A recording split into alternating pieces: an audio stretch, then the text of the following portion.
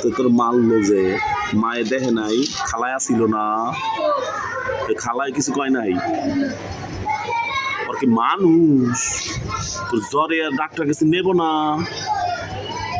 কেমন ওরা মানুষ? কি লাঠি দিয়া পিটাইছে? মায় না খালায়?